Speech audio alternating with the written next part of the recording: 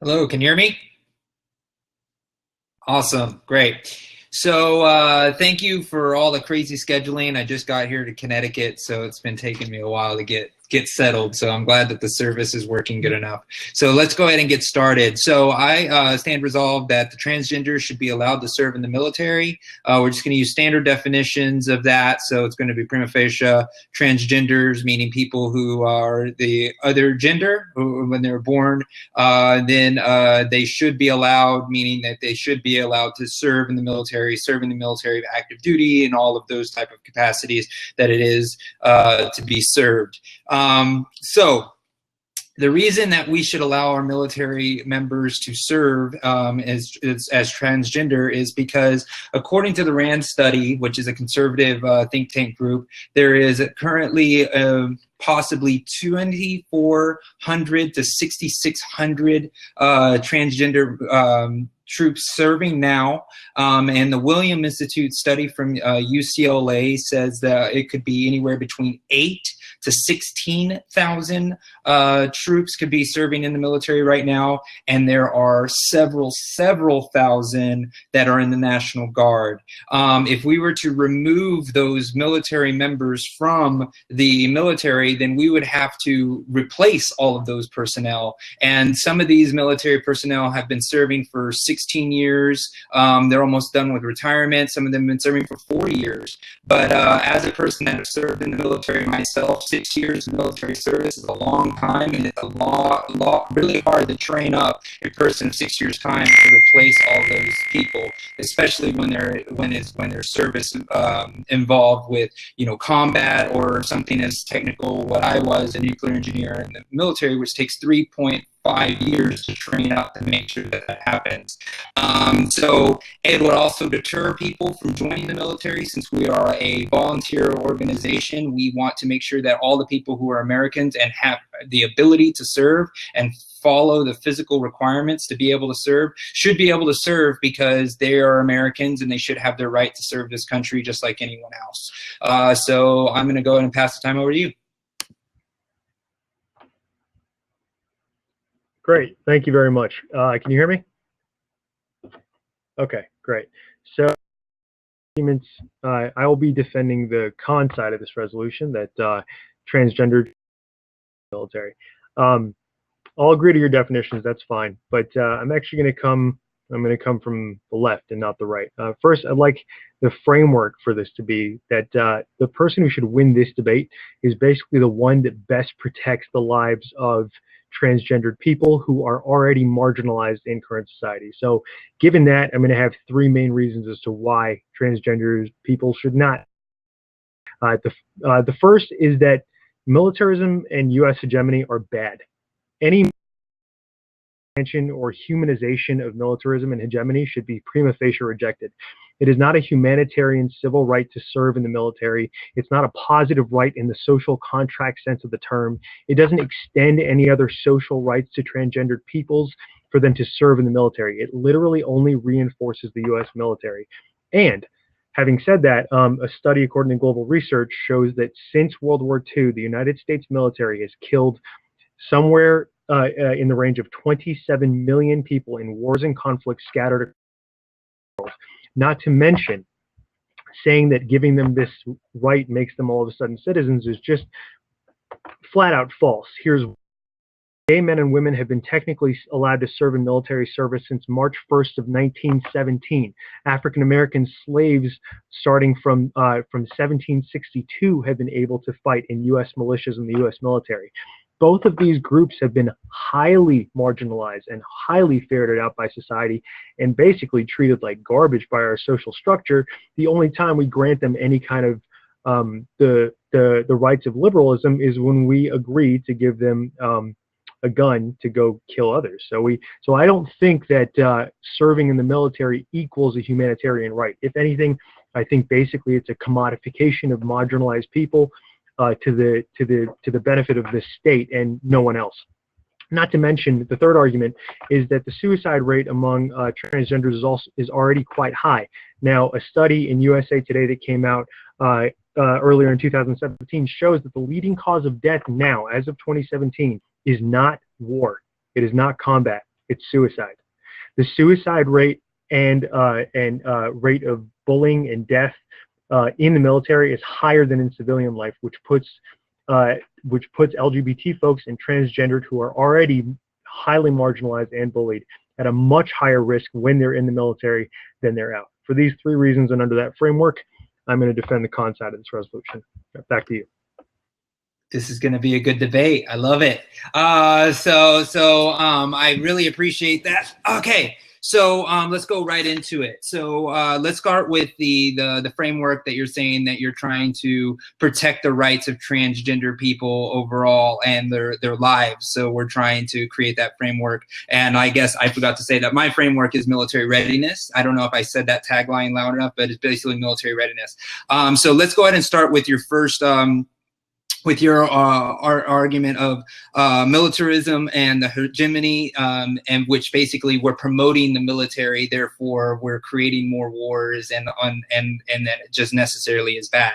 Unfortunately, banning people from the military and U.S. troops is not going to stop wars. If we would have not allowed African Americans to go into the military, it wouldn't have stopped wars. We've been fighting wars since the dawn of time in history. Now, I would love the ability to say, hey, you know what, let's just ban a certain group of people and we solve and get world peace. That's not going to happen. And the way that the military industrial complex is moving forward in the United States right now isn't going to allow that to pass. Also, the fact that that 8,000 troops going in and out of the military is not going to automatically stop the death of the massive amount. Although I agree with you that death is wrong and military is bad, and when it comes down to like the massive death and all of that thing that are happening, it is not enough of a link to say that banning transgender troops in the military is going to stop those atrocities. It's a non-unique argument, and it's not strong enough to be able to link any point in history that banning a certain group of people from a national point of view in one side of the military of one side of the battle, so Americans, stopping Americans on one side is automatically going to stop and cause peace. So there's not enough of link strength behind that to be able to stop that. So I'll take that argument there. And then as far as the marginalized people, yes, people are marginalized in the military, but the military is actually very well known to be able to protect the rights of people. When African Americans were first led into the military, before, it was a lot of pushback and people were abused and they were bullied. However, the military stepped in and actually made sure that they put directives in place and training in place to actually integrate the military. So that actually furthered American society as a whole, because when veterans came back from war, they actually were able to say, hey, that person, I served with people who are black, I served with people who are women, I've served with people who are gay, so I'm not going to marginalize them in their own society because I fought with them and they're my brothers in arms, brothers and sisters in arms. So therefore, actually, the military has been a forefront in actually increasing the ability of civil. Great, thank you. So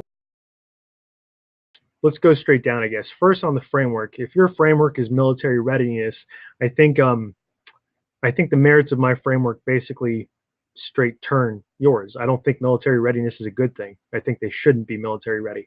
I think putting transgenders at the point at which they are military ready puts them at direct harm much more than they would be in civilian life.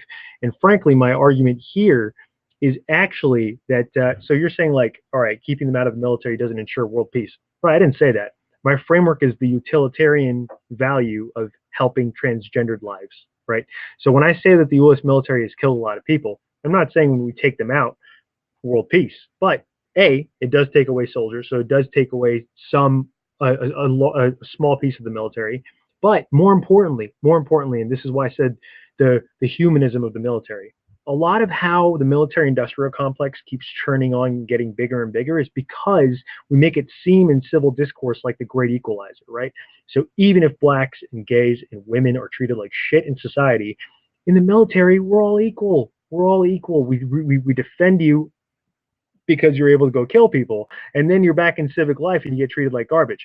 I'm saying that's bad. When you remove the military as a conduit for humanization, because the military is not humanization, it is militarism.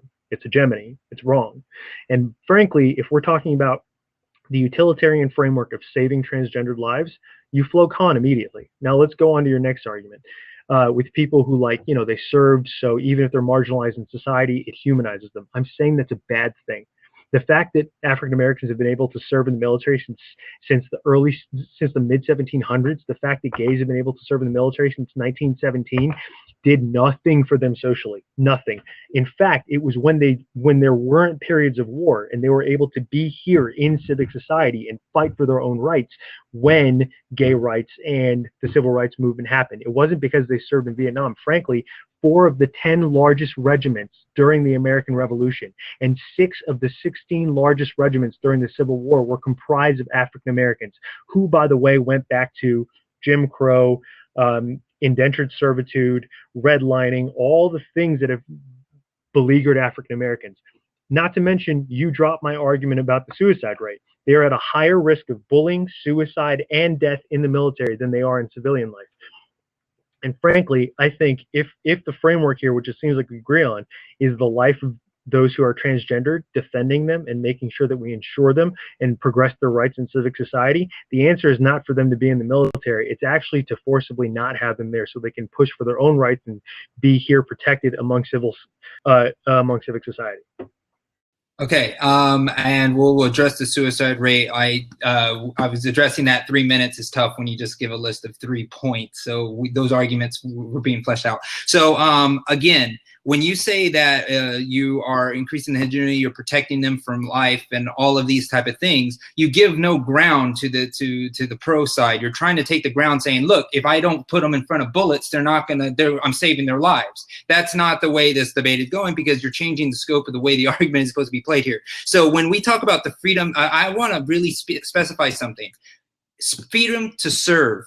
They are right to serve. They have the right to serve. That is more humanizing to the transgender community. They know when they join the military that they have the right to serve. Nobody's forcing these people to join the military. So they're putting themselves into the harm's way because that's what you do when you volunteer for the military service. So when you say that you're protecting them, you're not marginalizing them. You're actually, when you say you can't do it because of when you're saying you can't do it because you're transgender, you are by de facto marginalizing that society, because you say they are not worthy enough to do what they can do, what another person is able to do. So you are already demarginalizing them in society by giving them the ability to not do it at all. So to use the framework, I'm saving their lives, you're not protecting their rights as citizens. If they have the right to do what they want to do, then they should be able to do that.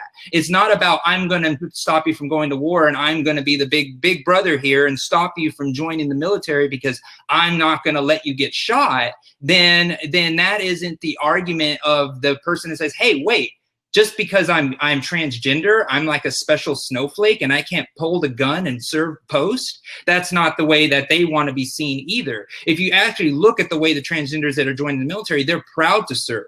They're proud to serve in the military. Now, you can't just say that de facto military is wrong and bad, because that's not the scope of the debate. The scope of the debate is, should transgenders be allowed to serve in the military? That is what it is. We're not arguing if the military is bad or not, because then that's beyond the scope of this argument. So if you are voting because military is bad, then this isn't the debate that you need to be voting for. So when we talk about transgenders should serve, now we're talking about the suicide rate. Now the suicide rate with your USA Today article, which I actually did research myself, which is 300 active duty military, 30 for every 100,000 military active duty members, there's 30 that commit suicide. In that USA Today article, it does not specify that most of those people are transgender.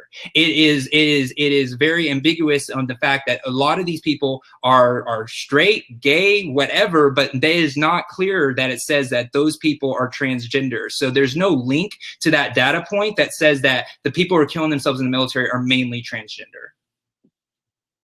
Cool. So I'll address straight. Talk about the kind of the larger framework for a bit. You're saying it's like not fair to the AF for me to like present ground like this. I mean, not really, right? So if my framework is utilitarianism, that we should be saving the most number of lives as possible, worldwide and transgendered, you could take the ontology that it's just ethically correct to grant them the positive right to serve in the military, that it's not okay to discriminate. You made that argument. So I'm giving you ground.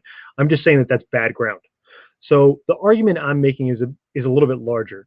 I'm saying the reason that they're like proud to serve and things like that, all the things you said, is because we make the military as the humanizing factor in civic society.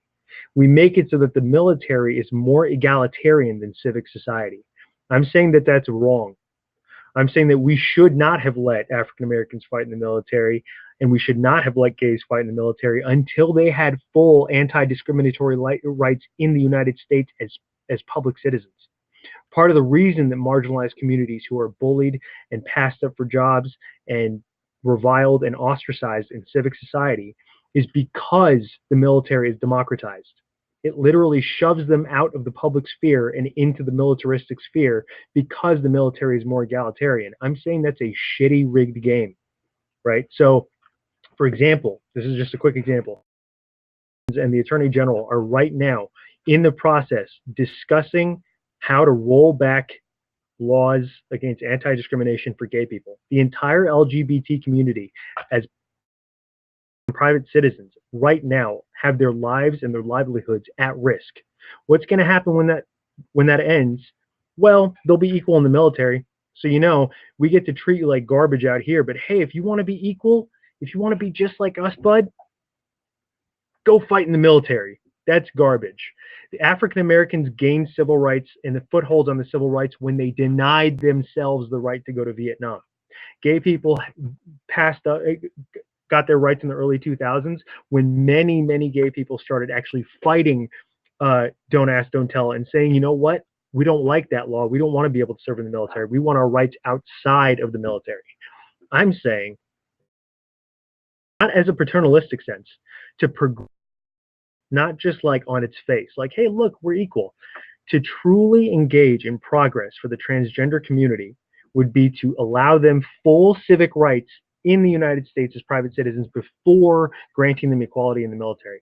As to the study, it's easy to just do math. So if it's 30 per 1,000, the transgender suicide rate is about 13 per 1,000, which means that the ratio of suicide in the military is net higher than the ratio of transgender suicide in private life. So the ratio is just objectively higher. I didn't say 1,000. I said 100,000. So just to clarify the math on that, it's no big deal. Again, you're talking about we need to have rights and full civic society, right? And when you're saying that we shouldn't allow people to join the military until they're fully free, but you know, rights are a ball of wax. You have a lot of rights, and one of those rights is to serve. So the fact is, like, when you have the ability to serve in the military, that is a right that you are giving to yourself to say, I have the right to serve. So you can't say that, oh, we're not going to let you in until you have all your rights. Well, you have to let them in so they can start having those rights, because it's all part of the whole system and the entire framework of what it looks like. So when you say, you know, that blacks and Hispanics and all of the women and all those type of things need to join, they shouldn't have joined the military. It doesn't. It doesn't say that in itself is against the rights of society, because part of society, even though that military, we can locally agree is not the greatest thing for the world as a whole, does not necessarily mean that the civil rights of those people are being protected because they're not allowed in. Because again, you are restricting the rights of the people to make a choice, and in a voluntary military service, we should be able to make those decisions for ourselves and join. And like you said, those protections that you're talking about in the military, with those things pointed out and in the open, we're able to then move forward as a society, because those people are going to be given the right to serve. So if you look at people who are transgender that are serving now that are American heroes, they can provide the same job as anybody else in the military, which gives them status of equality. And that's what the military is. Now, I understand that you say that America and the whole utilitarian argument of that making the military out to be this bulwark of like civil rights, and that we should use the military as the greater argument that you were trying to make. We have to also look at that it's a section of what American society looks like as a whole. If you want to run for office, if you're doing civic duty, if you're being a doctor, if you want to run a business, all of those things are part of it. And in the world of society as a whole, there are soldiers, there are business owners, there are people that do all of those type of things that allow them to run a society, and it's all part of the civil rights that you're talking about. And if you do not allow access to humans or people to be able to make those differences in society, then you are restricting those freedoms. Therefore, you are biting into your own argument, which basically turns the entire thing on its head, because you are restricting the rights of these people to be free. Right. So I hear you. I'm saying it's a good right to restrict, right? So everything you said is basically just my framework stands. You're saying that when we use great equalizer for why, it's, once blacks and gays and women were able to serve in the military, then they could pave their way to equality. I'm saying that's just wrong. That's just flat wrong. If anything, I'm saying there's a direct trade-off between the illusory egalitarianism of the military and the actual positive rights granted to marginalized groups in civic society. My argument is that we should not make the military the bulwark of civil rights while restricting actively rights of those people in civic society. Invert that. It should be the opposite. The fact that some of the largest battalions during the civil rights, during the Civil War, during the American Revolution, were comprised of African Americans who still have not, still to this day don't even have equal rights. There's still discrimination laws that are against African Americans. To this day, part of that is because there's a direct trade-off between how American people see civil rights acting through liberty and freedom in the American military versus their right to freedom as a private citizen. There has not only has there not been a link between being able to serve in the military and having rights as an American citizen, I'm saying it's been the opposite. When those groups don't fight, they can't fight, they don't want to fight, they're not in the fight, that's when they start fighting for their own rights. Now you're saying it's a positive right. No, it isn't. In the Lockean terms of the social contract, serving in the military is not a positive right, actually.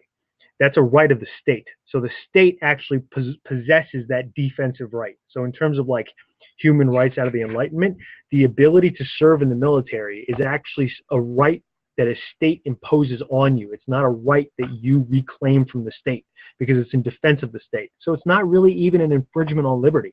If anything, it is a greater infringement on liberty, such that we grant them egalitarian rights and civil rights and allow them to be part of the whole in the military when they have a gun, when they're acting in service of the state, when they're killing others. But when they're out, nope, because transgenders, gays, African Americans, women, they are still not equal in society, still. And if we're to make the argument that equality, liberty, and genuine social progress have trade-offs, my argument empirically, and I've shown that through 3 different groups, is that groups gain more social progress when they don't buy into the bait and switch that egalitarianism in the military equates to egalitarianism as a citizen. And we should invert that for transgenders because the utilitarian to protect their rights. Okay, great. So one of the big crux of your argument is that you can't have equality for a group by putting them in the military if society and civic society isn't in their favor. Well, I say you can do both.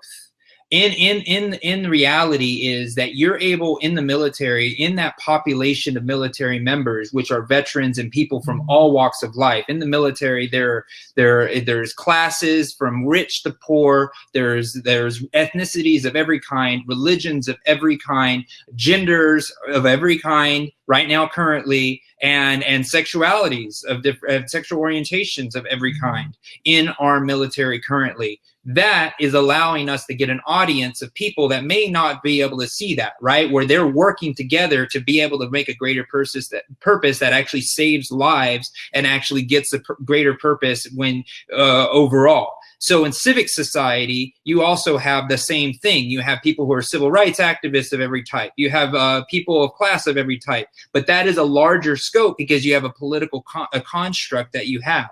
So when you look at, and this is getting into the point here, your links when you try to say that you know this is forced upon you. No, it is not. This is not a draft situation. You have the right, and you are a volunteer in the military. You sign a dotted line that says, I am willing to put my life on the line and die for the Constitution of the United States to protect the rights of the people. That is why they do that. So you have a different world that you're saying that, look, you're forced to join the military. No, you're not. No, you're not. You're not forced to join anything. You can do it as you wish, no matter what creed you are. And and once those people get out of the military, it actually helps the civic voice because you have a different voice, which is a veteran voice. And a veteran voice has a different flavor to it, a different sound that actually resonates with a different class of people in the other side. So if you were completely isolating those people outside of that conversation, you're never going to be able to convince the military people, because it's like, you don't even have the right to serve. If you don't have the right to serve, then therefore I'm not even going to give you the right to shop at my store. Why? Because that's what seems to be the case, because the military is saying no, they're not due those same rights. So it doesn't allow the people to say, hey, I fought for this country, I can be in this store, right? So it allows a different type of voice that allows people to actually stand up for those rights. So we have to really take a look at that. We have to look at the fact that we are protecting more people because the civil rights of serving in the military allow the civil rights into the civilian world to actually go through. So that is one of the main reasons you should be voting. Okay, so I think there's a little bit of disconnect here, so I'll spend my last 3 minutes trying to summarize the arguments here. All your arguments for the last 2 minutes are the reasons for my advocacy. The fact that service in the military equals, in civilian and American discourse, the right to be a citizen who has all the rights to anti-discrimination as anyone else is a problem. And the reason for that is because we have humaned the military to be the beacon of egalitarianism. I think that that is uniquely problematic, especially because what we're doing when we do that is sending these people to their death. Now, here's the thing. Before the Civil Rights Act, in the decade before the Civil Rights Act, conscription into the military by African Americans was 30% higher than it was after the Civil Rights Act. The same thing is true, or approximately, I'll post links afterwards, for gays and for women. Why is that? You're saying we're not forcing them into it, but yes, we are. It's a de facto draft. When you live in a civil society in which you don't have rights, in which you're discriminated against, in which you can't get a job, you can't get a house, you're constantly bullied by your neighbors. That's non-unique. That happens to them anyway. When the military, however, is that bastion of this is your last shot to be equal, then they're forced to be conscripted. They're forced to go into the military. Not forced. You're going to say liberty and stuff. I'm saying it's a de facto choice. You either live in a society where you don't have rights and you're treated like a second-class citizen, or there's the allure of this horrible U.S. military hegemony, but we treat you real nice. I think that's a problem. And I think that that should end. And I think that that is a unique harm to social progress. And I think that when groups don't fight in the military and when they shirk that bait and switch of egalitarianism in lieu of real social progress as citizens, which they're all going to be after they serve anyway, that's when progress happens, this internal link turns your framework, especially if we go back to the utilitarian framework, which you haven't really answered. My argument is that the way we should judge this debate is who helps and saves the rights and lives of transgender people the most. And I think to do that, if we look at the suicide rate being much higher in the military, the rate of death being much higher in the military, we both agree that U.S. militarism and hegemony are bad. We both agree they should have rights outside. You haven't answered my direct trade-off argument. There's a direct trade-off to when rights are granted in civic society and when we see the military as egalitarian. And I'm saying that when this happens, they have less rights outside. That's why black conscription into the military pre-civil rights was higher, because they just wanted to be somewhere where they weren't treated like shit. We should invert that for this specific purpose. For those reasons, you should vote con. And thanks for the debate. Well, I just want to clarify that you're saying once you allow black people in the military, then all of a sudden the military drops off. So you got to take a look at the de facto is banning people from joining the military does not solve the greater argument to what you're trying to say. And because of that, we cannot allow Khan to win this debate, because they are basically saying if you ban them, then we're going to be able to solve this problem, which has never been proven in any case and any link that we have said. So that's why we win. Thank you.